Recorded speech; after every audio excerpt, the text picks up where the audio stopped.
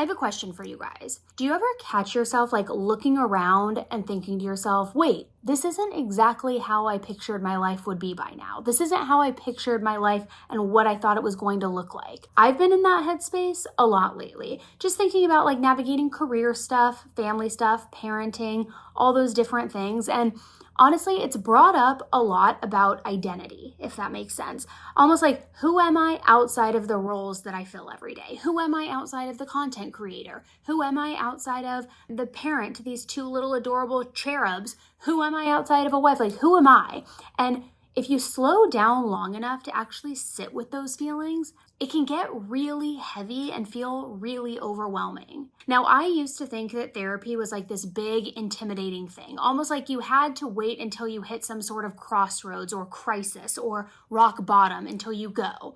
But sometimes it's just about having somebody actually listen to you, actually help you untangle all of those thoughts and what you're feeling. And that's why I love what BetterHelp is doing. They make starting therapy so much easier and way less overwhelming and intimidating. You just fill out a quick questionnaire, you get matched with a licensed therapist, and in just a couple of days, you're off to the races. You're talking with somebody. It is so amazing. And if it's not the right therapist, you can switch at any time. There's no awkwardness, no extra cost, nothing. They have over 7,000 reviews and a 4.3-star rating on Trustpilot too. So you know you're in good hands. Going to therapy is a sign of strength, not weakness. And my sponsor, BetterHelp, makes therapy simple with 10% off your very first month to help you get started. So go to betterhelp.com/10tolife and get 10% off your first month and get started today. Hey everybody, welcome back to an all-new episode of 10 to Life with me, Annie Elise.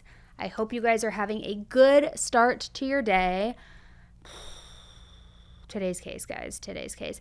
It has to do with religion, lust, lies, betrayal, deceit. I mean, all the workings of something that's going to go wrong, right? Something that's going to go sideways. And it's a complex and dirty and just, one of those. So I hope you're mentally in the right place for this because it is definitely a roller coaster one. And I'm just going to say, guys, you know the tagline. If you know what I'm going to say it with me. Just get a divorce. Just get a divorce. Or maybe, I don't know. Maybe that doesn't really apply to this one. We'll see. I'm going to stop talking and let's jump right in.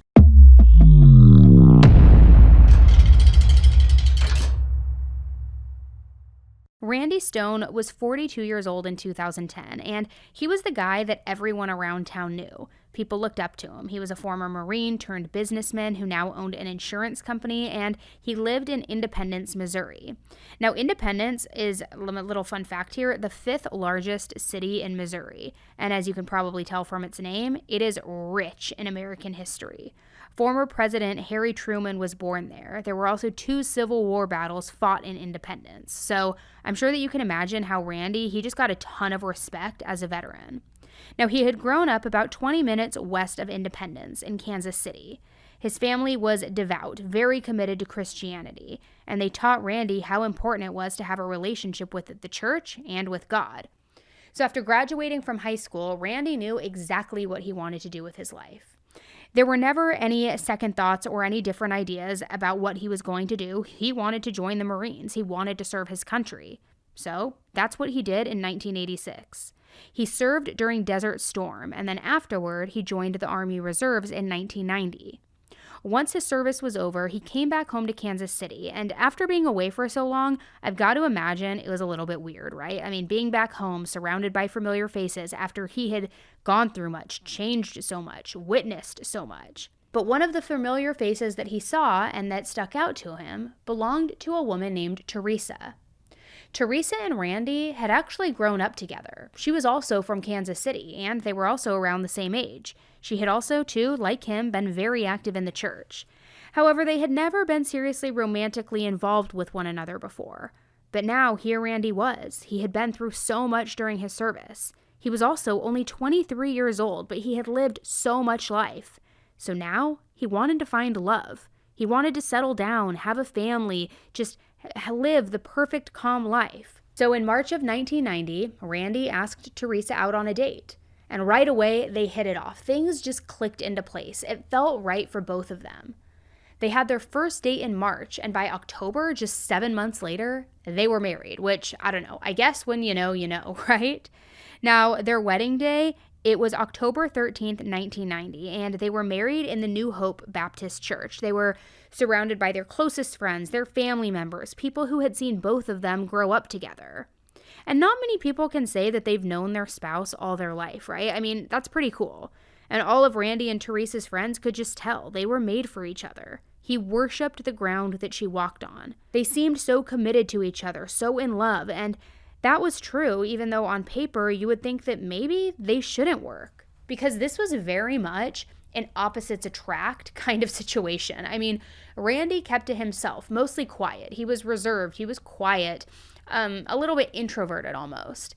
If he already knew someone and was close to them, sure, he would open up, but otherwise he wasn't very talkative or very high energy. Teresa, on the other hand, she was super outgoing. She was attractive. She had one of those personalities where, a lot of the time it kind of came across like she was flirting because she was just like talking and like she would touch your arm and this and that. And I'm not saying she was trying to flirt with other people. It just kind of sometimes read that way unintentionally. It just happened. It was an unintentional thing. It's not like she was trying to be a flirt. She was just, bubbly, talkative. So they got married, and Randy and Teresa wasted no time in having children. It was something that they had both always wanted, so why wait, right? So just 1 year after their wedding, they welcomed a son together who they named Michael. And then 3 years later, they had a daughter named Miranda. Now, in the meantime, Randy opened up an insurance business, and he really got his name out there in the community. While Randy was working on building his business from the ground up, Teresa also stayed home and took care of Michael and Miranda. She really leaned into the stay-at-home mom role. And they made sure to raise their kids with the same values that they had grown up with, which of course meant staying active in the church. In fact, they went to the same church that they got married in, and then both of their kids were baptized there. Teresa sang in the choir, she volunteered at events, Randy volunteered to be in charge of the finances, he kept track of what money came in, what money came out, he also taught Sunday school and drove the church buses whenever they needed a driver. I mean, they were all in on this lifestyle and on this church together. And overall, they were pretty active in independence as a whole. Everybody knew who they were, particularly the people from their church, of course. Now, as for Teresa, well, as I'm sure many of you know, being a stay-at-home mom is definitely not for the weak of heart. Heck, being a mom in general isn't for the weak of heart, okay? But Teresa was a very good mom. She was extremely involved, and she really tried her best to be everything and more for her kids.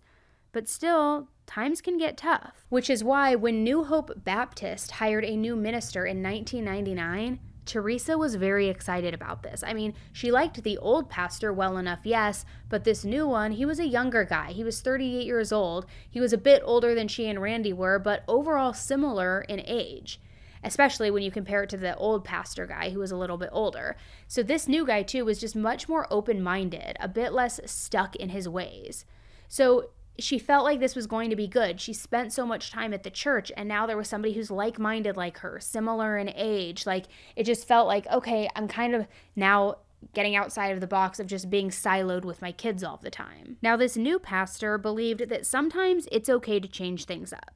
Things didn't have to stay the exact same way that they've been for 60 years. And if you go to any kind of church regularly, you probably know how rare that attitude is, right? Lots of churches just do not change. It's almost like a rule. So this new minister's name was David Love, and one of the big things that he did different from the old minister was that David always kept his office open for counseling. Anyone who wanted to could just drop in anytime and could talk to him about what was going on in their life and seek his advice. And to be clear, this man, he wasn't a therapist or anything. It was more of spiritual counseling, but I mean, he was definitely keeping an open door policy for all of his congregation, I guess you would call it. So when he started, David and his wife Kim got a lot of attention. They came across as just very devout, very committed to the faith, which Of course, makes sense. I mean, that's what you want from a pastor and his wife, right? Kim, his wife, had a very strong Southern accent. And as for David, he was kind of just like a wife guy. I mean, I say that because you could just tell looking at him that he was head over heels for his wife. He loved talking about their love story, how they got together. He would tell the story over and over to anybody who would listen, how they met in college, how it was love at first sight, how when he asked her to marry him, she was so excited that she literally just yelled, "Yes, yes, yes." I mean, he would tell this story often. And each time David told the story, people would just laugh and they would smile. They thought it was cute. It's kind of what you want to hear. And like I said, Teresa thought David was great. She loved the changes he was making at the church. She loved the way he talked, the way he acted, the way he was just relatable.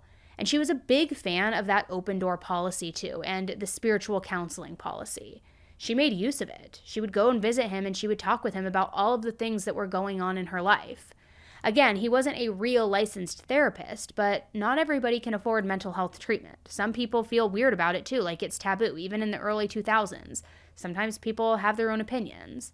And given how religious Teresa was, I'm sure she liked the idea of getting advice from somebody who shared the same beliefs as her, who could help her get closer to God. So she started going in to talk with David once every few weeks. And then that turned into once a week. But then that turned into 2 to 3 times a week.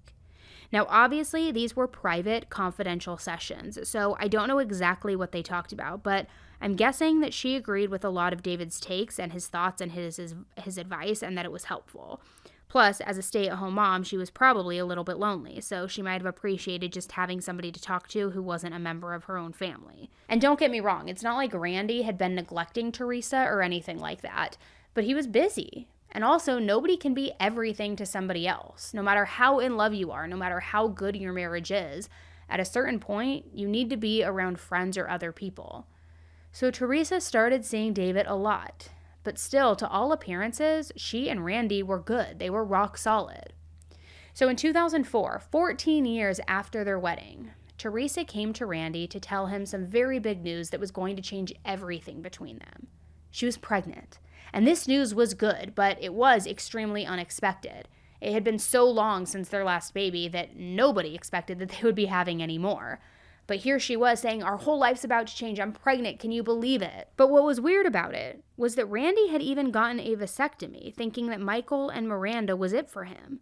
But he never had gone to any of the follow-up appointments. So when Teresa told him she was pregnant, he kind of stopped for a moment, thought about it, and he figured, maybe this vasectomy didn't work. Maybe the doctor screwed up some part of it and nobody caught on to it. I mean, it can happen, and TMI, but I know this because my husband got one. After you get a vasectomy, you have to go back in and kind of like, shoot your blanks, get it tested to see if anything gets through. And so if he didn't go to these follow-up appointments, it's clear that, anything could have happened. It could have not been as effective. So like I said, this was unexpected, but they were both excited. They both loved being parents already, and they were ready to pull, all the onesies out of storage, the high chair back out, and do it all over again, which, God bless you. God bless you. Except not too long after Teresa made her big announcement, she unfortunately had a miscarriage. And understandably, this really broke her. She was absolutely devastated. And with that, she became very distant, specifically from Randy. It almost came across like Teresa resented him for not understanding what she was going through. He hadn't carried that child inside of him. He didn't know or understand how painful that grief was for her. And I think that this is something that lots of people feel after a loss like that. Now, her saving grace during this grieving period was having those counseling sessions at church. But they couldn't fix everything, and Randy didn't know what to do. He loved his family, he loved his wife, and he could see that she was pulling away from him with every passing day, and he didn't want to lose her. So the question in his mind was, what do I even do now? Up to this point, he had never seen himself as somebody who needed counseling or mental health support. And you know how it is. I mean, he was a man, he was a Marine, he was someone who wanted to be strong and independent. He had a hard time accepting that you can be strong and also need help sometimes. But the more distant that Teresa got, the more he got to understanding that something needed to change. He needed to change. So unsure of what else to do, Randy went to David for counseling. And Randy considered David a really good friend. They had known each other for years at this point. Not to mention, if anyone could guide him spiritually in this tough time, It would definitely be his pastor, right? So Randy began going and seeing David every single morning before work. He would talk about his issues with Teresa, the tough times that they were going through in their marriage. And to Randy's shock, David's sessions were really helpful.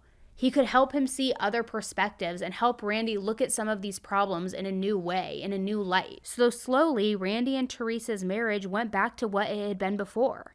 They fell back in love, head over heels again. It was basically a miracle. Now, of course, they had both done a lot of work on their own, but the common denominator was David and his open door policy, his welcome to all counseling sessions. He had practically saved their family. And for a while, things were good. They were okay and they were happy again. That is until March 31st, 2010, when tragedy struck their family. It had begun as a normal day. The cool winter weather was slowly starting to turn into spring. The kids, Michael and Miranda, were adults now. They didn't need Teresa to take care of them or watch them so closely anymore. So Teresa had actually quit being a stay-at-home mom, and now she had a job working for Randy. Just little secretary things here and there, some customer service, nothing too out there, nothing too wild. But that day in particular, it was a bit slower. So Teresa decided to go run some errands during her downtime. She wanted to just step out for a few minutes and then she would head right back into the office. When she was done with all of her errands, she pulled back into the parking lot and something just felt off. She had almost an overwhelming sense of dread. She knew that something was wrong, but at first, she couldn't quite pin down what it was. But then she finally noticed that the blinds on the windows of Randy's office were all down. That was really weird. See, Randy always had the blinds open. It was part of his routine at night to go around. He would close them when he's shutting everything down for the night. But it wasn't the end of the day yet, so there was no reason for him to be shutting everything down at this point. Now, when she went inside, nothing looked out of the ordinary other than the fact that it was a bit darker than typical and, it was also much, much quieter.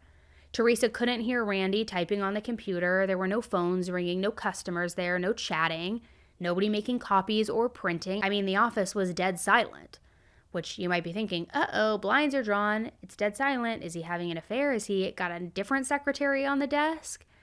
So Teresa started calling out Randy's name, but nobody replied. And it had only been the two of them at the office that day, so the thought of him being with somebody else wasn't really crossing her mind. It didn't really seem possible. And once Teresa headed out to run some errands, it really was just Randy at the office all alone. So she went to go check inside his office, but it was empty. She also checked the storage closet, but also empty. So eventually, she kind of just gave up with her search and decided to go down the hall to where her office was. Her thinking was, okay, maybe Randy had left early for the day. Maybe he left her a note in her office saying, hey, I shut the whole office down, I'll see you at home, something like that. But when she got inside her office, she found Randy lying on the ground next to her desk. He wasn't moving. And worst of all, there was a puddle of blood underneath him. And then when she looked up, there was blood spatter all over the walls. Now that was a lot to take in, but there was one more detail that really stood out to Teresa. It was all that she could focus on because she noticed that his lips were blue and his eyes were open. His eyes weren't moving and they almost looked black. Now, you've just found your husband brutally attacked and in pretty bad condition, if not dead. What do? Probably call 911. But that's not what Teresa did. Using the wireless phone she had on her desk in her office, she called her parents. She told them Randy had been shot, and then she asked them to come to the office as soon as they could. And once they said okay, and once they got off the phone, that is when Teresa finally dialed 911. Now, here's where a lot of people can get very critical of Teresa, not just because she called 911 second and called her parents first, but because when she was on the phone with the operator, she didn't mention that Randy had been shot like she mentioned with her parents. When the operator asked what was wrong with him, she said, quote, I don't know. There's blood everywhere. It's coming out of his ear. Now, yes, people react to trauma in very unexpected ways. So maybe it was just hard for her to think straight to get the answer out. I don't know. But she was correct when she told her parents. Randy had been shot. And unfortunately, he was dead at only 42 years old. Now, the crime scene was very chaotic. As first responders were arriving, so did what seemed like the entire community. Word traveled insanely fast. I don't know if Teresa's parents had started calling everyone after they got off the phone or what happened, but that's definitely what it seemed like. Within no time at all, the insurance office parking lot was filled to the brim with Randy and Teresa's family and friends. There were also cop cars, fire trucks, ambulances, tons of people from the church. I mean, the whole congregation obviously wasn't there, but I mean, a lot of people were. Even the pastor and his wife had arrived at some point. Teresa's parents also showed up, and they brought Randy and Teresa's youngest child, Miranda, which that's how she ended up learning about her father's passing. She was there on site. And I'm not trying to shame Teresa's parents at all for any of that, but I cannot imagine the trauma for Miranda of being there, seeing the ambulances, the cop cars, seeing everything with your own eyes, having to learn the news that way. I mean, at least her older brother Michael was away at college, so he was spared all of that. Not that learning the news over the phone is a whole heck of a lot better, but you get what I'm saying. So anyways, there was this massive crowd outside, and the police ended up closing the crime scene so that they could stop the people from getting in. And when they did that, that's when they got to investigating. It was very obvious right away that Randy did not do this to himself. There was no note, but more importantly, there was also no gun. And he had been fatally shot in the head, and there was a .40 caliber casing next to his body. So if the shot had been self-inflicted, the gun should have been close to his hand, if not in his hand, right? It's not like he would have had the chance to go hide it or stash it somewhere else. Certainly not. Nothing was stolen or out of place though. The drawers and the filing cabinets were all still closed. There was no sign that anybody had rifled through them. Randy's wallet was still in his back pocket. He also had $151 in cash just sitting there on the desk. So clearly, whoever did this, it wasn't part of a robbery. It seemed more like someone specifically went into that office to kill Randy. But he didn't have any enemies. I mean, heck, pretty much everyone who knew him liked him. And murder never makes any sense. But for it to happen to a guy like Randy, it really didn't make sense, and police had their work cut out for them. Randy's funeral was on April 6th, 2010, and he had it at his beloved church. The church where he and Teresa had said I do so many years before, where the kids had been baptized, where they grew up, and this church was packed. People were crying, people were very upset, and people were especially upset when David, the pastor, stood up and gave a very moving, very emotional speech. He said, "We weep not just because of the separation of our loved one, but because of the questions that death brings. Questions like why? Why him? Why now?" But you know what's interesting? Some of the people who were there at the funeral weren't just there to pay their respects. The service was also full of detectives, and they were all there because they believed that Randy's murderer was somewhere inside that church. And you might be thinking, whoa, that's a big assumption to make. What is that based on?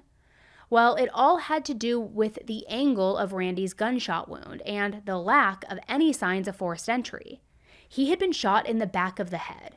So as far as the police were concerned, this told a very clear story. The killer didn't break in or force their way in. They had walked in very casually without ever tipping Randy off that he was in danger. Maybe he even knew them. In fact, they felt like Randy knew his murderer and that he had allowed them inside of the office, that then he probably turned his back on them no problem. So yeah, the police thought that the killer was somebody close to him, which meant so far as the investigation was concerned, they were taking a really close look at the people who were a part of Randy's life. And one of the first people that the police wanted to talk to was Teresa, and I do mean the very first. They actually questioned her for the first time at the station while some different investigators were still at the crime scene with Randy's body. And she had gotten very lucky that day because remember, she was out of the office running errands when her husband was murdered at work. If she hadn't decided to leave in the middle of the day, she could have been there when the killer showed up. She could have been shot too. That is assuming that it really was a coincidence that she left right at the right time. And the police weren't very sure that that was true. So Teresa came in and she started out by saying that Randy really didn't have any enemies. And that's something that the police already knew. She said that their business had changed in some ways, that recently it had created, yes, some financial problems, but there weren't anything serious, certainly not worth murdering anybody over. She also showed the police some receipts for the things that she bought while she was out running errands, basically proving, she did leave the office, she did go shopping. She even explained which stores she had been to, which ones might have surveillance footage, telling the detectives, look, there's even more ways for you to confirm where I was and what I was doing. I have nothing to hide. And I mean, she had an amazing alibi. The only thing that was weird was that she almost seemed a little too prepared to prove her whereabouts. She walked the detectives through every stop that she made, how long she spent at each store, how long she spent driving, all the way down to the minute, literally. I mean, get this. At one point, she told the detectives that she went to Dress Barn to go shopping and that she left there by 2:41 p.m. That's really specific, isn't it? I mean, why did she say 2:41? Why not say a little after 2:30 or around 2:45? 2:41? 2:41? That's suspicious. That's weird. What? Now, on top of that, Teresa's attitude also seemed off. When she had been at the insurance office after she had found Randy's body, she had been sobbing. She was going up to friends and family members, literally just crying on their shoulders, pressing her face against them, just burying her face in their shoulders. But now, during the interrogation, she seemed fine. There were no real tears, no questions of why this had happened or who could do such a thing, nothing. It had only been an hour, too, since she had called 911, so it was all still pretty fresh. But I'm curious to know what you guys think. Roughly about 3:30, went to Sonic and then got to JCPenney's. Yes, we left JCPenney's. Well, I didn't call him. We left JCPenney's at 4:20. Okay. So I was supposed to be at the office at 4:30. Or at least I told him I'd be back by 4:30. Yeah. And I didn't make it. Okay, so when you left JCPenney's about 4:20, did you make a couple purchases there or anything? Yeah, we bought some sunglasses. Okay. Me and Miranda both pair of sunglasses, and I bought her a couple of shirts. Who's that? It was to go to JCPenney's. Well, my daughter said she needed sunglasses for our trip. Oh, yeah. So I said, okay, I got a $10 coupon. We'll go to JCPenney's and get you some glasses. So we made this plan 2 days ago that we would go because this was the only time that we could go. Right. So we did. Now, I will say, shock is a very real thing. People can seem calm and collected when the reality is that they're just too upset and too stunned to be able to process things.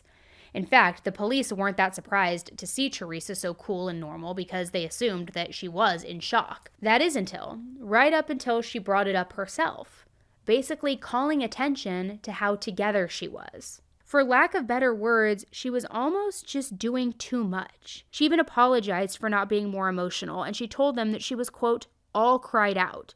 All cried out in an hour? All cried out in an hour after your husband was just murdered? What? But then she started acting like she was crying, almost like she had just reminded herself that this was how it was supposed to be, how she was supposed to be acting. Except she wasn't actually crying. There were no tears.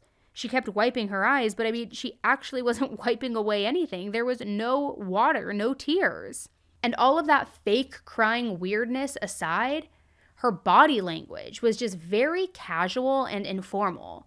If you just watch the interrogation footage with the sound off, you might even guess that she was just talking about the latest gossip that was going around the church. She just didn't look like someone who had just found out that her husband of almost 20 years was murdered in cold blood an hour ago. So then the police asked Teresa who might have done this to Randy. And she had plenty of answers, but very random ones, like a homeless man, a client who had flirted with her, things like that. Except when the police asked follow-up questions like, well, why would that person commit the murder? What made them stand out in your mind? Teresa couldn't explain why she was giving these answers. It was almost like she was saying whatever popped into her head without actually even taking the question seriously. They also had a whole conversation about life insurance, and the detectives asked if Randy did have life insurance, which, surprise, surprise, he did. And Teresa gave a long-winded answer as to why. Now, I've heard some people suggest that she was being defensive. Like, people, yes, get life insurance. You don't need to get all tied up in knots justifying it. Unless you're feeling guilty, right? Which, I don't know. I'm curious to know what you guys think. So while all of this was going on, the investigators at the crime scene found something that was a bit weird. Inside Teresa's office, in a trash can, just a few feet away from Randy's body, there was a piece of paper that was ripped up into 9 pieces. It looked like it had actually been a letter. And when the police pieced it together, they saw that this letter had been addressed to Teresa. And this letter was extremely intimate, and it was, without a doubt, a love letter. The note said things like, "You possess the most tender spot in my heart. Happy birthday, love. I'm not in control of things yet, but when we are fully together, your birthday will always be exciting, full of surprises, romantic, and all about loving you. You are the center of my world. I praise you. I adore you. I'm blessed by you. I need you. I love you." And I know what you might be thinking. Wow, obviously Teresa's husband had written her this incredibly sweet note for her birthday, and then he was just murdered. How sad. Except there were a few things about the message that seemed off in a way that had the detectives wondering if maybe there was something else going on here. See, first, the letter wasn't signed, which, not a huge deal on its own. Maybe Randy figured that of course Teresa would know that it was from him. But then there was the fact that it had been ripped up. Why would you tear up such a sweet note? Why would you destroy this really thoughtful, loving gesture? In the police officer's mind, the only reason that you would do that would be if you wanted to make sure that nobody else found the note. So just to be sure, they found some other papers with Randy's handwriting on them. They compared those papers to the note, and the two weren't even close.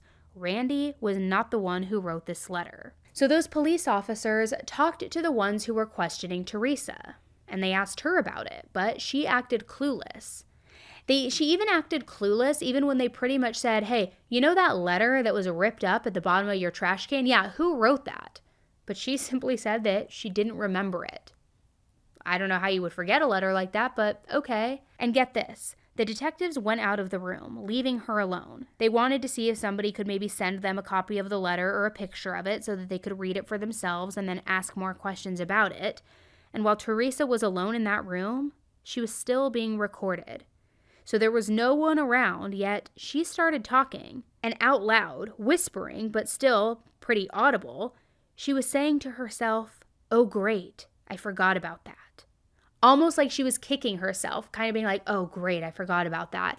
Like, while she was being recorded, which she probably didn't think about that. But it was almost like she did in fact know exactly what that letter was.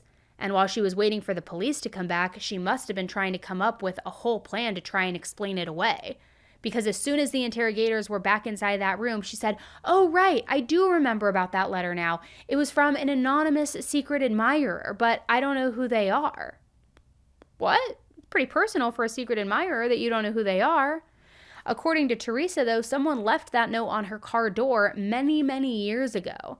And for whatever reason, that day was the day that she decided to throw it away. And she said it was so Randy wouldn't see it and get upset, which, why hold on to a letter for years? And you're all entitled to your own opinions, but in my mind, it is just complete bullshit, right? I mean, she really went into detail. She said that when she first found the letter all those years ago, she shoved it in the bottom of her purse, trying to forget about it. And the reason that it was in the trash can at the office now was because she was cleaning out her purse recently. She saw this old letter, and she decided to throw it away right then and there. You okay? Need anything? We're about done here. On that letter, they didn't take a picture of it, but they collected it. So we didn't see it because it's on property.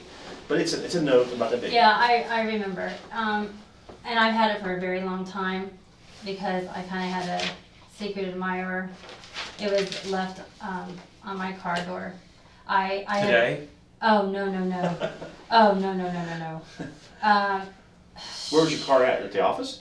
It's not even the car that I have now. Oh, okay. I believe it was. That's been several years ago. And I just found it the other day. I was looking for my what do you call it? Dental card.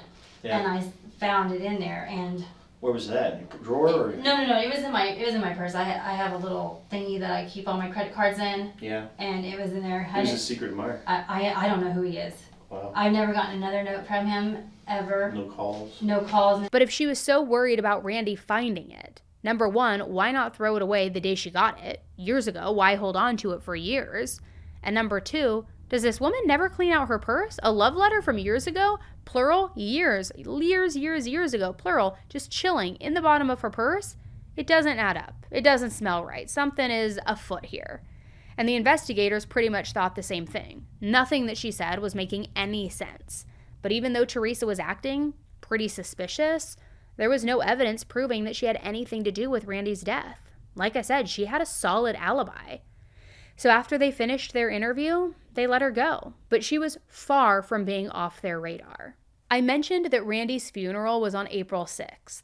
But during the time between the interrogation and the funeral, Teresa kept being weird. She kept doing odd things. The day after Randy's murder, she had some family and friends come over to remember him, spend quality time together, help her not be alone. And the entire time, Teresa was crying, full of emotion. At one point, she even asked one of Randy's coworkers to come downstairs with her for a minute. And he was like, yeah, of course, anything that this grieving widow wants, sure, what can I do? But once they got downstairs, it was like the waterworks just stopped. Suddenly, Teresa was totally calm and just totally okay. And then she showed him a table where she laid out all of Randy's life insurance paperwork. This coworker, the manager, was obviously very surprised. I mean, it hadn't even been a full 24 hours since the murder. The death certificate wasn't even ready, and she was wanting to know as much as possible about his policy? How does that make sense? Then, in the initial days after Randy's death, it was like she wasn't distraught or grieving. She was out shopping. She was going to the tanning salon. She even apparently asked the workers at the salon to transfer Randy's tanning credits over to her account. I mean, I guess you could argue that Randy would have wanted her to move on, but that quick, it feels a little callous, to me at least. Then, there was a strange phone call between Teresa and the old pastor of the church and their longtime friend, a man named David Trump. Not to be confused with the current pastor, David Love. Now, since that's two Davids, we'll just call him Pastor Trump, which, as funny as that sounds, that's what we'll call him, and then we'll have, Pastor David. Now, you see, Pastor Trump hadn't heard the news yet. He didn't know that Randy was dead, let alone murdered. So when Teresa just casually and very matter-of-factly brought it up, he pretty much stopped in his tracks. He had known Randy for years. He considered him a friend, so he was understandably heartbroken. The whole phone call felt like it was getting whiplash for him. Teresa had gone from, yeah, Randy's dead, to, well, how's your wife and how's your daughter doing? Pastor Trump couldn't even really answer or focus on the question. It was all just surreal and odd. Then, before the end of the call, Teresa even was telling him all about what she did that day. Like repeating her alibi, which I don't think I even need to mention. It's just so weird and tone deaf. For one, he never even asked. That was the last thing on his mind. And secondly, why would she have felt the need to share how she went shopping before finding her husband brutally murdered? It was all just weird and unsettling. Now, of course, it's not like the police knew about all of this right away. They weren't tailing her, they weren't bugging her phone, so they didn't know about the tanning salon or the conversation that she had with Pastor Trump. But they did get a search warrant so that they could look at Randy's computer and his cell phone. And on there, they had found an email that had been sent from Randy to new Pastor David on March 17th. And this email was not a good one at all. See, Randy was very good with money, and he had volunteered, if you remember, to keep track of the church's finances for years. But in this email, Randy said that he noticed that something was off. The books weren't adding up. Funds were missing. In fact, it looked to Randy that somebody had been writing checks directly to David, which had not been approved by the church officials. And all of these checks were in David's handwriting. So according to this email, he thought that David was being shady, up to no good, almost like he was kind of helping himself to the church's money. Randy, of course, disapproved of this. He thought this was wrong. He didn't want to be part of this church anymore because of this. He was quitting his volunteer position over it. He wanted nothing to do with it. He also said he and his family were going to find somewhere else new to worship. Like, we want no part in this. We are out. And then, what a coincidence. Just 2 weeks later, he ended up murdered. So the police were thinking, okay, well, maybe Pastor David had a motive here. Maybe he had been stealing from the church and Randy caught him. So he might have killed Randy so that he wouldn't be exposed as a thief. The tricky thing was, the investigators now had two separate people who both looked guilty as hell. One had been acting suspicious, and both of them had a motive. David wouldn't want Randy to go to the police or to the church higher-ups. He could have lost his job, or even worse, been arrested if Randy could have proved that he was stealing. Meanwhile, you had Teresa, who made close to $800,000 from the life insurance policy. And of course, there was another possibility in all of this, that maybe with both of them having a motive, maybe they were in on it together. And maybe it went further than that even. I mean, let's not forget the possibility of an affair, depending on what you think was going on with that torn up letter. Could that have been from David? And sure enough, when the officer started talking to people who knew both David and Teresa, especially people who had gone to their church, more than one person said that they believed that David and Teresa were having an affair. In fact, it had been the talk of the church behind closed doors for quite some time, years even. Now, apparently these rumors had been going around for so long that they had become kind of just like a joke. Some people thought that they were just rumors, that there was nothing to them, but there were several people who truly, genuinely believed that Teresa and David had been sleeping together for a while. And to be clear, it seems like nobody ever specifically saw or heard anything. Sometimes it was just glances between the two of them, or interactions that had people kind of looking sideways and raising their eyebrows at them. And when they were asked to go into a bit more detail, all of the people who brought all of this up agreed the rumors really began circulating when Teresa had announced her third pregnancy. That unexpected pregnancy we talked about. I guess it was common knowledge that Randy had had a vasectomy, and where he thought that maybe it was just simply a miracle from God, others were not as convinced. They also noticed just how much time Teresa and David were spending together. Remember, she was going in for counseling sessions multiple times a week, if not daily at that point. But after her miscarriage, the gossip kind of started to die down, because accusing someone of having an affair while they're mourning the loss of a pregnancy is like a real shitty thing to do. I mean, even if the affair is actually going on, nobody wants to be the person who's actually spreading those kinds of rumors in that kind of situation. So really, all the police had was gossip, which couldn't be verified. They needed more, which is why they brought in David's wife, Kim.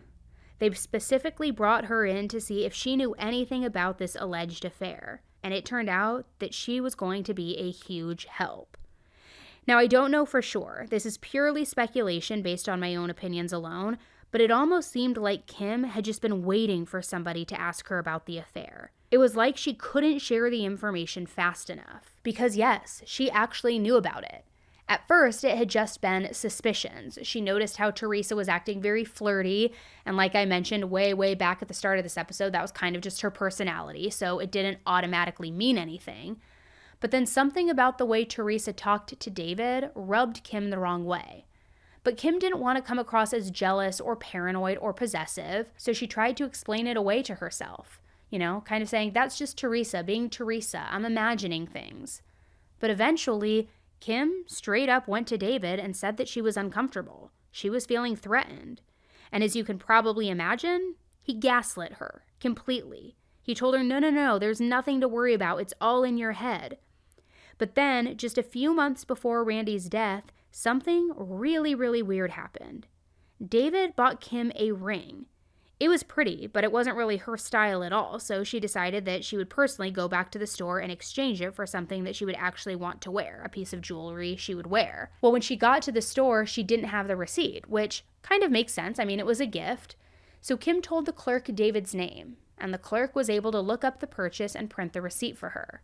It said that David had bought this silver ring for $300, and it had 3 diamonds in it, 2 little ones and 1 big one in the middle. Pretty nice ring, pretty beautiful, the kind of ring that would be maybe, I don't know, saved for a special occasion. But what was funny about that is that's not at all what her ring looked like. And Kim wasn't some kind of jewelry expert, so it's not like she could tell exactly how much the ring should cost just by looking at it, but she personally thought that her ring looked cheap, not like it was worth $300. And it wasn't just that it looked cheaper to Kim. Her ring didn't have the multiple diamonds as described. It only had 1, which is fine, but again, it definitely was different than what this receipt was showing was purchased. So in Kim's mind, this could only mean one thing. David bought a different ring, and the receipt that the clerk had printed was in his name, so that meant that David bought that $300 ring with the diamonds on it, but it wasn't the ring that he gave to her. So her first thought, while trying to explain it away and reconcile it all, was, okay, maybe he bought the more expensive ring to give her for her birthday, and she spoiled the surprise for herself. But at one point, her curiosity got the better of her. So she used that information from the receipt to Google that particular style of ring. She wanted to see what it looked like. She wanted to investigate. And when she saw it, to her shock, she realized she had seen that ring before. Anyone want to take a guess where? It had been on Teresa's hand, just below her wedding ring. Kim knew without a doubt that it was the same one because she had noticed how big it was and how pretty it was. So she confronted David about it. And wildly enough, he did admit that he had given Teresa the ring. However, he said, it was just a dumb, innocent mistake. He saw Teresa as a friend. He wanted to give her a gift, which, a gift of a diamond ring? A gift of a diamond ring that she wore under her wedding ring? Are you kidding me? Are you kidding me? I mean, gaslighting is one thing, but being a complete fucking bozo idiot, sorry, excuse my cussing, is another thing. And I gotta say, do you think Kim believed that for even a split second? I mean, no. She was having her doubts now. But David was sticking to his cover story. He even went to Teresa and asked her to give him the ring back. And apparently he gave that ring right back to Kim, saying, hey, I'm showing you that we are just friends. I even asked for the ring back. It means nothing. Which, what? It doesn't mean nothing. It just means maybe she's in on it and she wants to hide it too. Like, it makes no sense. So then, Kim told the police that not long before Randy's murder, as in just a few weeks before, earlier in March, she finally caught David in the act of cheating and having an affair. According to Kim, one day he was being really weird. He was avoiding her, not giving her straight answers about where he had been. He kept trying to be alone and make excuses to go outside to the garage, so one time she straight up asked him, where are you sneaking off to? What are you up to? He said that his feet were cold and that he needed to go get slippers. Well, as it turned out, he had an entire other secret phone in the garage. And he was using that phone to text and call someone. So that's why he was trying so hard to go out and be alone. He was on his secret phone. During her interview, Kim said that she knew that it was Teresa because she saw the text messages. So I don't know exactly if she followed him out to the garage and then caught him while he was texting her, or if she found the phone and looked through it. All I know is that she caught him and she knew what she saw and that it was confirmation of the affair. Luckily, though, Kim had made sure to note the number of the cell phone that David was using, as well as the number that he had been texting. So again, it seemed like she had just been waiting for somebody to ask about this affair. She was more than prepped and ready. In fact, Kim wrote down the phone number for David's burner phone as well as the number that he had been texting. And when they asked her if she remembered the numbers, she literally whipped out a piece of paper from her purse with the numbers on it. So again, like I said, it just came across as she was really waiting for somebody to ask her about this affair. She was ready for it. So now the police knew that David and Teresa didn't only have financial motives to want Randy dead, they also wanted to cover up their affair. But there was no evidence specifically pinning them to this murder. So the next big move was to see if either David or Teresa owned a .40 caliber gun, something that might match the shell casing that the police had found by Randy's body. Except neither David or Teresa owned a registered .40 caliber.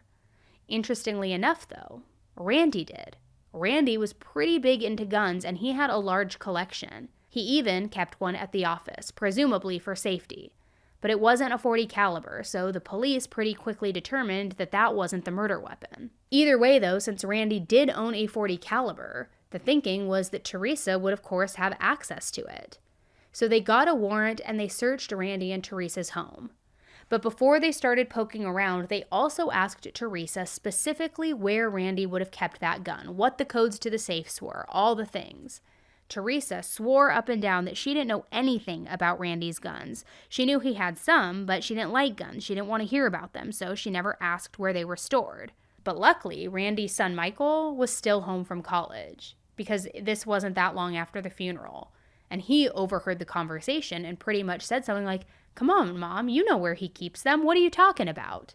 Which, I mean, can you even imagine Teresa's reaction to that when her son kind of like ratted her out like that? I mean, love to hear it. But even after Michael spoke up, she didn't tell the police anything. And finally, Michael was the one who got up and showed the guns to the detectives for himself, saying, "Okay, look, here they are. I even know where they are." Or at least I should say he tried to. Because one gun was missing from the collection. And wouldn't you know it, it was the .40 caliber. The holster was still there, sitting all by itself in the safe, which, how convenient, right? Now by now, it was April 20th, 2010, around 3 weeks after Randy's murder. And the investigators asked Teresa to come in for a second interview. At the start of this interrogation, they came out swinging. I mean, they came in hot. There was no point in wasting any more of their time. So they started with that letter. They sat Teresa down with pictures of it and told her that they knew that the writer was somebody who was heavily involved in the church, a devout Christian. Now, obviously, they already knew that the writer was David, but they were hoping to get Teresa to admit to that herself. So all they said was that they knew that the writer was religious because of the certain language in it, like, I praise you, I adore you, I'm blessed by you, because it sounded pretty biblical. So they said, we know this writer is from the church. Who is it? And they knew that there was only one way that they were going to get her to confess, or at least confess to the affair and then pin the murder on David. And that was if they scared the living crap out of her. And to be fair, it kind of worked in the long run. It's up to you to tell us exactly what happened, exactly what was going on, all right? Now, I've got about 20 detectives out here, and I'm going to be honest with you. I got about 20 detectives out here that want to take this to a grand jury tomorrow. They think there's enough evidence against you to have you charged because they think you're involved in this. And either not that you killed him, but that you have something to do with this. And do you know why? Because of this? Because your statement that you gave the other night to Detective Stewart is full of inconsistencies and untruths? What? I'm telling you, they have torn that statement apart. We have a page and a half of things that's not jiving, all right? Like what? I have told you everything that happened on that day. Well, I'm telling you that I have they have receipts to show you. My daughter was with me. we're Are not you saying you. kidding? That's what I'm telling you. Oh my That God. there's trouble here, Teresa. There's trouble here. All right? You have got to tell us what happened that day, and if you don't tell us, then I'm telling you, I've been doing this for 24 years. I'm telling you, I can see the direction that this is going. And if you're not truthful with me and tell me everything that's going on and what you know, you're going to be a soul out on a plank, all right, all by yourself. My investigators believe that you are involved in this, either in the cover-up. They There don't. is no way. I'm telling you. I would never do anything to hurt my husband. I love him so much. That's why I was trying to get rid of this. So once she was freaked out and off balance, Teresa said that she had nothing to do with David, that there was no affair, no murder plot, nothing. She said she already told them everything that she knew. But the detectives weren't dumb. They're trained to see people like this coming from a mile away. So at one point, they even straight up told her that she wasn't acting like a mourning wife. So what does she do when she hears that? She makes sure that she really turns up the drama, really cranks it up, and she's seen fake crying and lying her head down on the desk when the investigators are out of the room. I mean, somebody get her the Oscar. Go to Hollywood, right? So some time went by, and she eventually admitted that they did flirt a little bit in the past, but that was all. That was it. There was no sexual relationship, nothing like that. And then finally, after literal hours, she confessed that she did have an affair with Pastor David. And get this, it had been going on for 10 years, a decade. And of course, to no surprise to anybody, yes, he was the one who wrote her that cringy love letter. She even admitted that that baby that she had miscarried all those years ago was David's, not Randy's.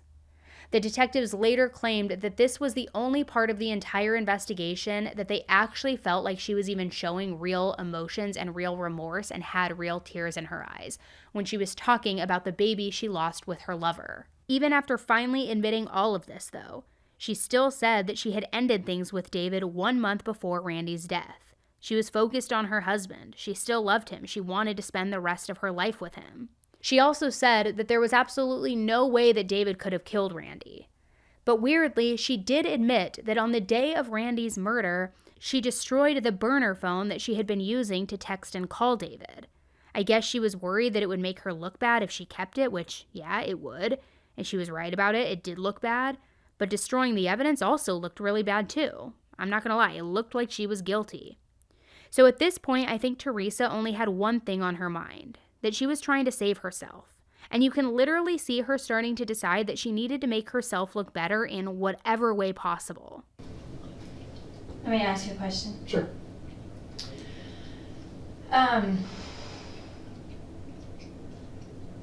They asked me last night if I wanted to have my lawyer here, and I've never been in this situation before, so I don't Sure. know what is expected of me as far as that. Mhm. I mean, do I need him here? It's entirely up to you. Entirely up to you. You can make that call. I can't advise you either way. But it is your call. Whatever you want to do. If you need to. I was sitting down there thinking about that, and Mm-hmm. I'm just asking God to help me make the right decision. Sure, sure. And I do appreciate you talking about the things that we talked And I about. don't know. And being open and forthcoming about a lot of the things. I just don't know.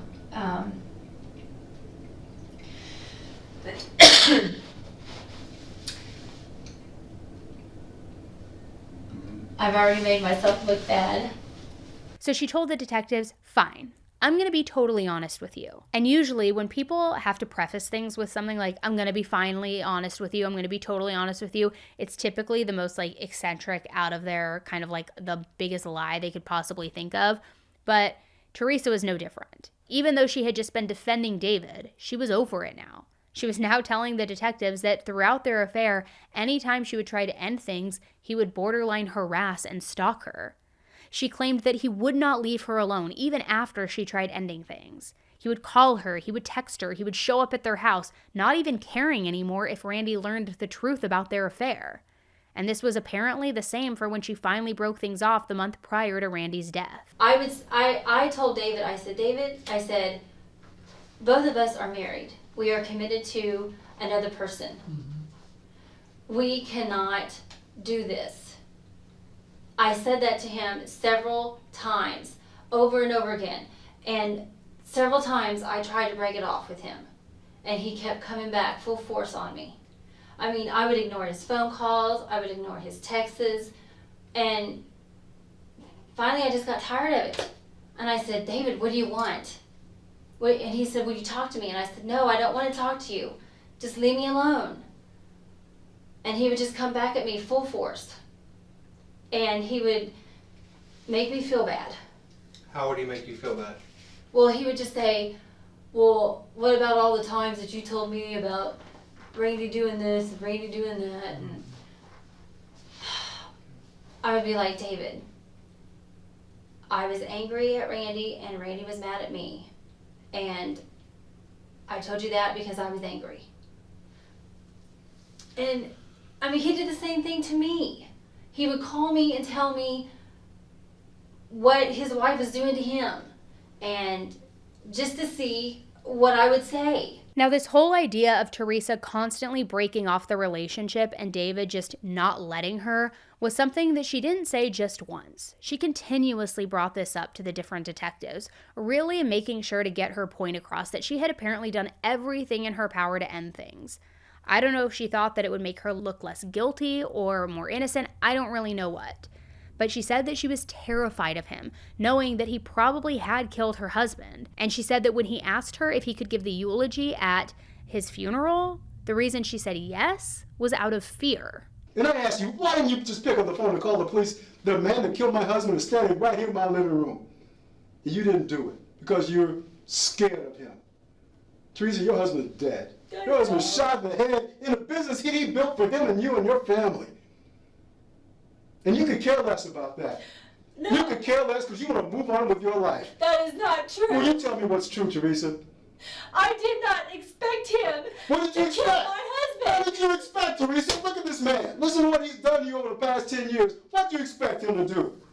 So it was crazy because even though she had just said that there was no possible way that David would have murdered Randy, now she was changing her tune. She told the detectives that on the day of Randy's murder, David had actually texted her saying, "Seriously urgent, do not go back to the office alone." She said that she took that to mean that David and Randy were in a fight over her and over the affair, but it wasn't until she found Randy's body that she realized what had really happened.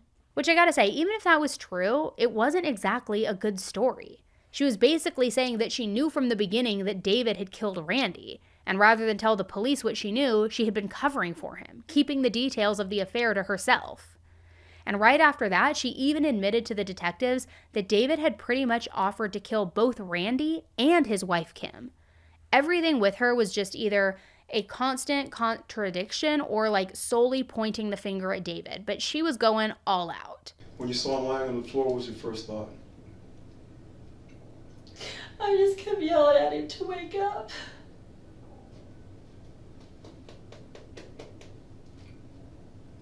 You knew something bad had happened, didn't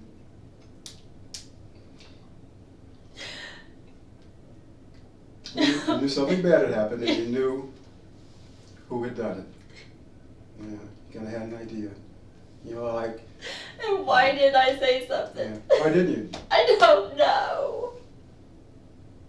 How long had this been in the works? I have no idea. How long had you and David talked about this? We haven't talked about any of this. You didn't talk about this?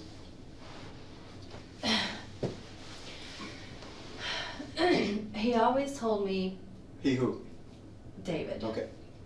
He always said that...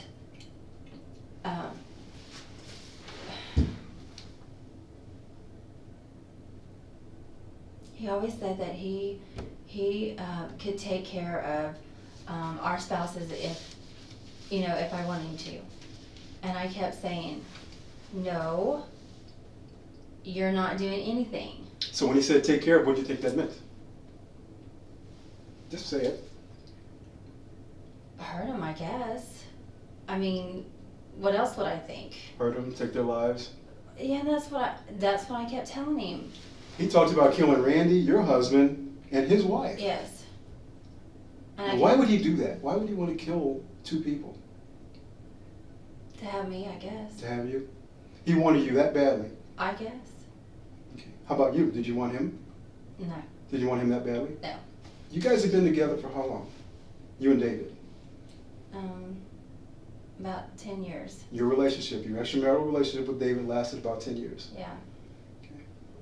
Okay. It got stronger as the years went on. So it started off as a, what type Just of relationship? like, close friends, good friends, Then it grew to what? Sexual. Okay, now you say it got lust. stronger. Sexual lust, and it got stronger. Okay, what's stronger than that? Love. Love. So you guys fell in love. Yeah. Okay, for that 10-year period when you carried on the extramarital relationship with the minister of that church, David Love, you guys fell in love. And you started talking about getting rid of your spouses. Well, I never talked about it. But you listened to him. I did. And you entertained his ideas. I kept telling him, I told him over and over and over and over and over again, David, you know this is not right. You cannot do this. This is not what God wants.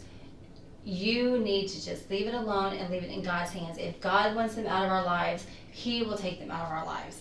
When the detectives asked how David would have had access to Randy's guns without Teresa being involved, she claimed that one time she had opened her and Randy's gun safe when David was with her, that he must have seen the combination and then remembered it so that he was able to break in later and get the gun for himself, which again, completely contradictory of herself because during that same interview when she was asked about the gun, she had this to say. That age-old question here is, how would David Love end up with the gun? How would he get that away from Randy? And even more than that, how would Randy, if Randy was missing, and these, you know how much a gun, a Glock 23? We're talking $500, $600, $700, depending on where you buy it. It's a pretty expensive handgun. So if this gun just disappears, and Randy being the kind of guy he is, I mean, he's a law-abiding citizen. He's going to know if somebody has stolen my gun, probably he needs to report it, because if somebody uses the gun in a crime, he certainly doesn't want to be tied to. But there's no report to that gun being stolen. I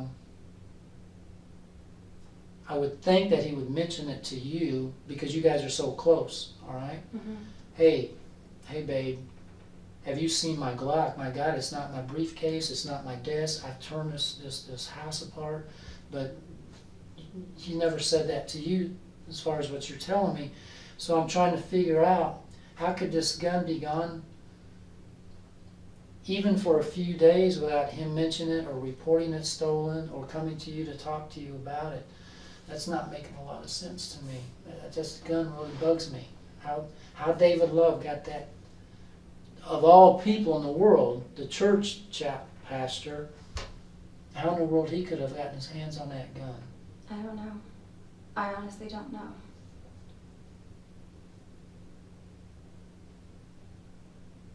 I don't know. The only thing that he's ever said to me was, Randy has showed me his guns in the gun case downstairs, in the safe. And unless he watched Randy open the case, you know, Open the case? or open the safe, Safe? you know, Uh-huh. to show it to him. So which one was it? Was David over at her house with Randy while he was showing off his gun to his buddies, or did David see you get into the safe and remember the combo? Or more importantly, did you just get in the safe yourself and then give him the gun yourself? But still, even after that whole thing, Teresa was playing victim, acting like this was all outside of her control, something that she couldn't have possibly stopped or ever even prevented. Right now I feel like Like what? a piece of dirt on the floor. Is that what God sees you, as a piece of dirt on the floor? No, he How does sees me God as see you? his child. He sees you as what? His child. He sees you as his child. It's the child he loved from the day she was born. Yes, the child that he loved before she was conceived. That's how God sees you. And you know that. And you know that for a fact. And even knowing that, Teresa, you sit here, you even know that.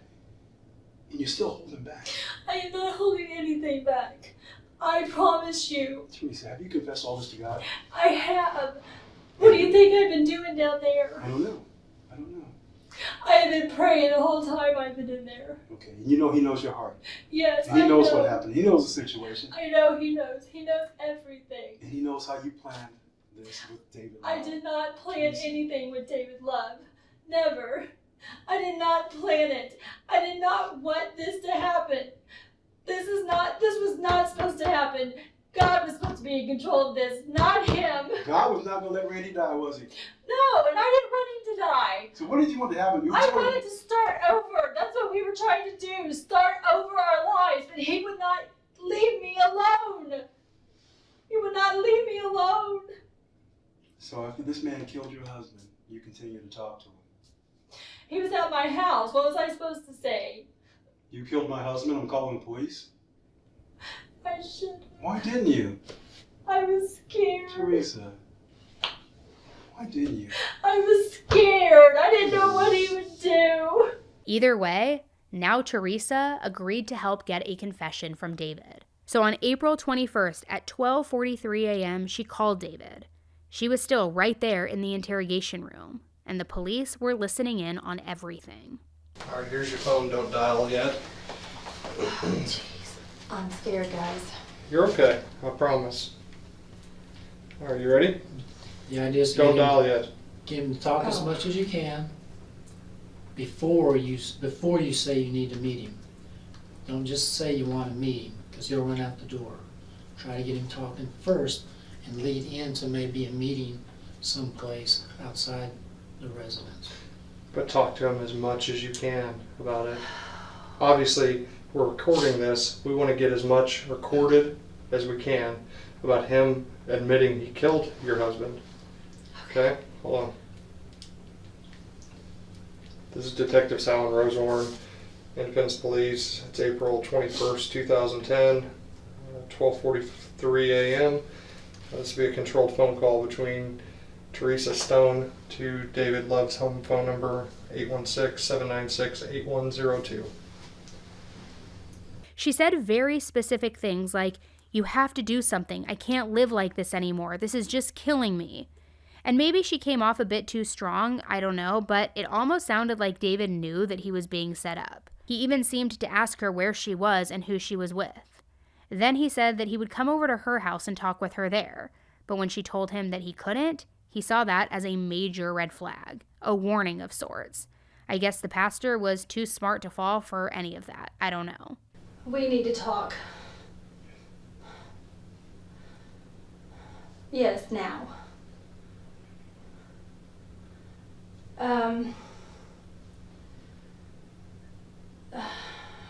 You can't talk now on the phone? I can't do this anymore. I cannot live like this.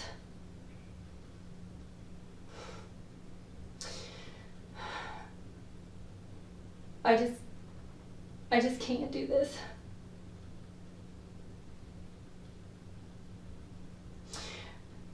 You got to do something. I said you have to do something. I can't live like this anymore. This is just killing me.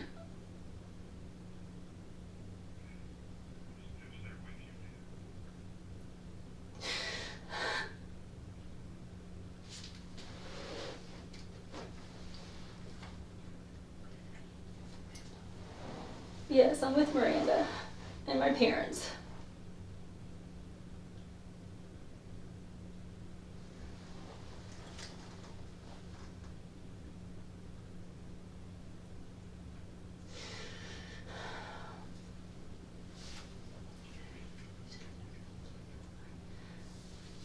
No.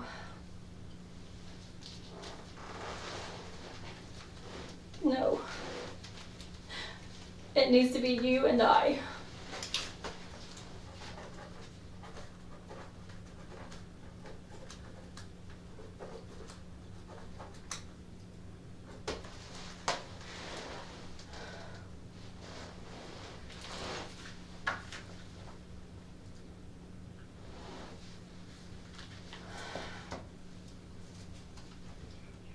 No, I need to talk to you. I need to know. I need to know. I need to know everything.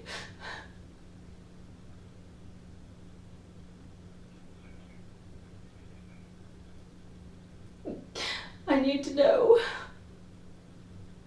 why you did this. I need to know why you did this to me.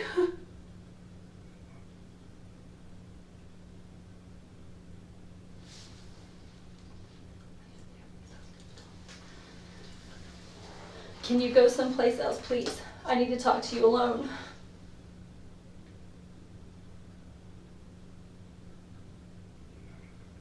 No.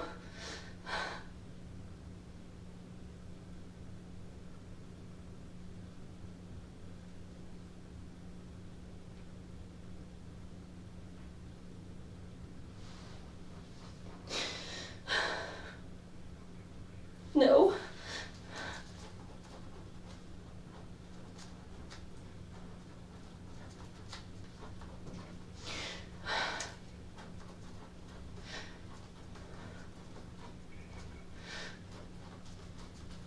No, you can't. No. If you don't talk to me, I'm gonna go to the police. I can't do this anymore.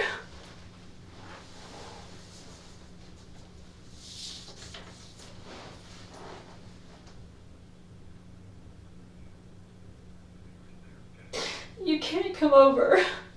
No, you just can't. No. I want to know why. I want to know why. You know what? Now, the most interesting thing about this whole phone setup, to me at least, was that Teresa was acting the same way on the phone with David as she had been in all of those interviews. I mean, the high-pitched, sad voice, the fake tears. I mean, really, she had essentially just proved to the detectives how good of a show, how good of an act she could put on. So when ultimately that plan didn't work out, the police asked David to come in for questioning. He did, but it doesn't mean that he was cooperative. Right away, literally as soon as his butt hit the chair, he asked for a lawyer, saying, "I'm a pastor, I don't know the law, I want my lawyer." And then he just sat there, not saying anything. which in fairness is what you probably should do if you've asked for a lawyer. I mean, guilty or not, anything you say in that situation can and will be used against you, just like they tell you. And since the detectives couldn't question him anymore, they just told him to wait for his lawyer in a jail cell. He could sit there for 24 hours until they brought the charges against him. So he waited in jail, acting very calm, calling some of his friends and family members, asking them to bring him a Bible. And then the following day, he was released, which I guess the police were bluffing when they said that they would press charges the next day. I don't know, because as it turns out, they still didn't have enough on him to actually press charges. So David ended up walking out of the police station a free man. He quit his job as a pastor not long afterward, but he was very calm when he gave his notice. He didn't seem panicked. He didn't seem freaked out. It was just very even-keeled. Even when the investigators started showing up to he and Kim's home with a search warrant, he still kept cool. He was playing the piano, he was singing gospel songs for them, which kind of sounds like it would be majorly distracting for the officers and not the conditions that I would want to work underneath personally, but he just seemed like he had nothing to hide and was very calm. But then, as soon as the detective left is when all things went sideways. Because David skipped town. He knew that he was about to get caught and he wasn't going to stick around and wait to be arrested. And he managed to stay free on the run for months. It wasn't until November 2010 that they finally caught up with him in South Carolina. David was arrested and charged with first-degree murder and armed criminal action. By now, the police had emails, they had texts, they had all of the things to prove that he and Teresa had not only been having an affair, but they had been planning this murder together. In fact, not long after David went on the run, apparently reality hit Teresa. So she had gone to the police and she had given a very honest, straightforward confession. She said that she gave David the code to get into her and Randy's garage and into their safe so that he could grab and pull the gun himself. She also admitted that she knew all about the murder plot, that she had known the exact day that it was going to happen. Frankly, she gave David the idea to kill Randy too, telling him things like, "I want him dead, I just want him out of my life, we can be together." I mean, so much for the happy couple of about 20 years, right? And you might be wondering, why now? After all of the lies, why would Teresa be honest now of all times? Well, a few months after Randy's murder, Teresa finally got what she had been wishing for. All the information that she needed about Randy's life insurance policy. The only problem was, she wasn't listed on any of it anymore. It turns out that at some point, Randy had updated it so that everything would go to their children, Michael and Miranda. A lot of people wondered if maybe she cooperated and turned herself in because now she had nothing to lose at this point. I mean, she wasn't trying to stay out of jail to get her payout and live the rest of her life like she had once dreamed. That dream has evaporated. And speaking of her kids, maybe they encouraged her to cooperate and tell whatever it is she knew to whoever. I mean, who knows? It's hard to say why somebody does the things that they do. But in May of 2011, she was charged with conspiracy to commit murder. Both she and David took plea deals, which I have to say is about the smartest thing that either one of them did this entire time. David pleaded guilty to second-degree murder and is currently serving a life sentence with the possibility of parole after the year 2037. And Kim has divorced David, which, good for her. Good riddance, scumbag. Teresa also pleaded guilty to conspiracy to commit murder. She begged the judge for mercy at her sentencing, and she was full of tears, maybe real, maybe fake, who the heck really even knows, but she begged. "I'm so sorry that I have allowed myself to get caught up in these bad choices that have led to the death of my husband." Both of her children also begged for leniency, and I can't help but feel terrible for them. I know what my mother has done, and that she has made very bad choices, and that's why we're here. Losing my dad was extremely hard, but losing my mom would be harder. Ultimately, Teresa only received 8 years, and that was in 2012. So today, Teresa is a free woman. Maybe she's even watching this now. Hi, Teresa, if you're watching. I'd love to chat with you and get your take on all of this. I mean, I'm sure Teresa and her kids were ecstatic at the short prison sentence, but Randy's own mother was a bit heartbroken, understandably. This seemed very short. I think Teresa needs help. That's what hurts bad, is I love Teresa. But I just wanted her to at least get enough time to sit there and think, was it worth it? You know, why not just get a divorce? At least I'd have my son. and the kids would have their father. I think she pretty much summed up what we're all probably thinking. Teresa had these hopes and these dreams that were completely attainable, but instead she chose to destroy her own family. And for what? This guy writing these love letters and what you think is going to be $800,000 as a payout? I've said it before, I've said it 10 times, I'll say it again. Just get a divorce. Just get a divorce, because now your kids have lost both of their parents. Well, I guess not technically both, because you're back in their life. Your prison term is over, which I can't seem to reconcile how that's possible. But now you've destroyed another family's life, all for what? Just divorce. Just leave him. Just do your own thing and be with whatever pastor you want to be with, right? It's bizarre. But I appreciate you hearing Randy's story, because that is who this story is most important about. It's Randy, it's Kim, it's getting justice that he deserves, the family justice. And in my opinion, he really didn't hit the mark. I think her sentence should have been longer, but I'm interested to know what you guys think. Thank you for tuning in to another episode of 10 to Life. I will be back with you again with another one very soon. If you haven't subscribed to the channel, make sure you do. Hit that subscribe button and you won't miss any of these deep dives in the future. All right, guys, thank you so much. And until the next one, stay safe. Bye.